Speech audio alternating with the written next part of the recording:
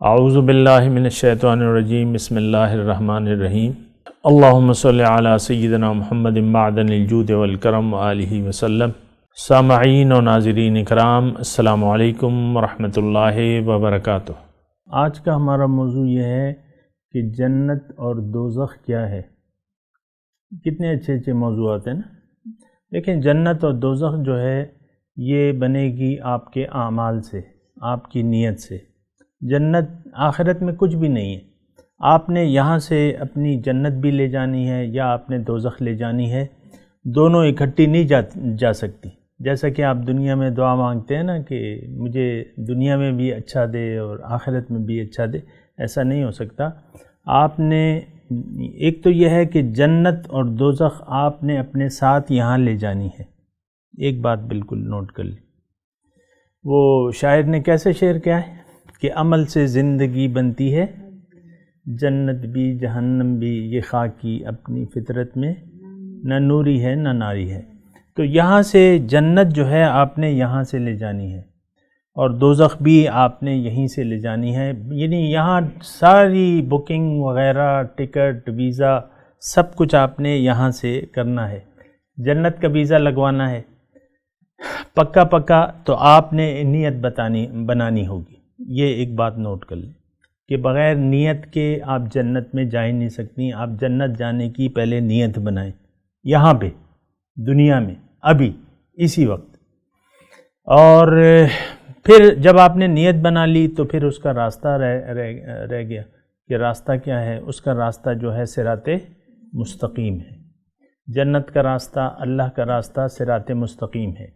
اچھا، پھر اس کے بعد جو ہے آپ نے چلنا ہے صراط مستقیم پر، اور ساری وقت یہ آپ نے پکا ذہن بنانا ہے کہ میں نے دوزخ نہیں جانا، یہ آپ نے یہاں سے ارادہ بنانا ہے۔ عام طور پہ تو آپ دیکھیں نہ جنت جانے کی ہماری کوئی خواہش ہے اور نہ دوزخ سے بچنے کا کوئی ارادہ ہے کوئی ارادہ نہیں۔ ہمارے سامنے بس ظاہر کے معمولات ہیں اور ظاہری مسائل ہیں۔ جنت اور دوزخ ہمارا ایشو نہیں ہے، عام لوگوں کا ہے، نو وے۔ اس کے متعلق تو بس ہم جانتے ہی نہیں ہیں کہ جنت کیا ہے، دوزخ کیا ہے، حالانکہ یہ دو چیزیں جو ہیں اس کا معائنہ ہمارے رسول صلی اللہ علیہ وسلم نے کیا ہوا ہے۔ معراج کی رات جب گئے تھے نا تو دوزخ کا بھی انہوں نے معائنہ کیا تھا اور جنت کا بھی۔ تو یہ دونوں حقیقتیں ہیں، اس سے اگر آپ نے آنکھیں بند کر لیں، یعنی جس نے بھی حقیقت سے آنکھیں چرا لیں وہ کہاں جائے گا؟ دوزخ میں۔ جس نے بھی اپنی آنکھیں، اس وقت ہم جو ہے باطن کو نظر انداز کر کے زندگی گزار رہے ہیں۔ جس نے بھی اپنے باطن کو، اپنی حقیقت کو نظر انداز کر دیا تو اس کے لیے آگ کے علاوہ کوئی ٹھکانہ نہیں ہے۔ یہ بات ذرا نوٹ کر لیں، کوئی بھی سوال ہو تو اس کے بارے میں آپ پوچھ سکتی ہیں۔ جس نے بھی اپنی حقیقت کو نظر انداز کر کے زندگی گزاری، اس کا مطلب یہ ہے کہ وہ اپنے اللہ کو بھول کے زندگی گزارے گا، اور جس نے بھی اللہ کی یاد کو بھلا دیا تو اس کا ٹھکانہ جو ہے جہنم ہے۔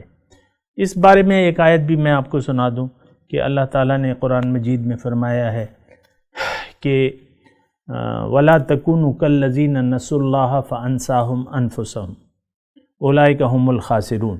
تم لوگ مانند نہ ہو جانا ان لوگوں کی جنہوں نے اللہ کو بھلا دیا، نتیجتاً وہ خود اپنے آپ کو بھول گئے، یعنی اپنی حقیقت کو بھول گئے، اپنی آخرت کو بھول گئے، اپنے کامیابی کو بھول گئے۔ تو اللہ تعالیٰ نے ہمیں خبردار کیا ہے کہ تم ایسے نہ ہو جانا جنہوں نے مجھے بھلا دیا، نتیجتاً وہ خود اپنے آپ کو بھول گئے، اور یہ لوگ جو ہیں یہ بڑے نقصان اٹھانے والے ہیں۔ تو بہرحال جنت اور دوزخ ایک حقیقت ہے، اور یہاں یا تو ہم جنت کے لیے کوشش کر رہے ہیں یا دوزخ کے لیے۔ اب عمومی طور پہ اگر یہ سوال آپ کسی سے کریں تو کوئی بھی یہ نہیں کہے گا کہ میری کوشش جنت کے لیے ہے یا دوزخ کے لیے، بلکہ اگر آپ ہماری کوششوں کا جائزہ لیں تو اس کا ایک ہی راستہ ہے، اور وہ دنیا کے راستے پر ہم چل رہے ہیں، اور دنیا کا راستہ اپنی خواہشات کا راستہ ہے۔ یہ بات نوٹ کر لیں، اگر آپ اپنی خواہشات کے مطابق زندگی گزار رہے ہیں تو یہ دوزخ کا راستہ ہے، قرآن کی روح سے۔ وآخر دعوانا ان الحمدللہ رب العالمین۔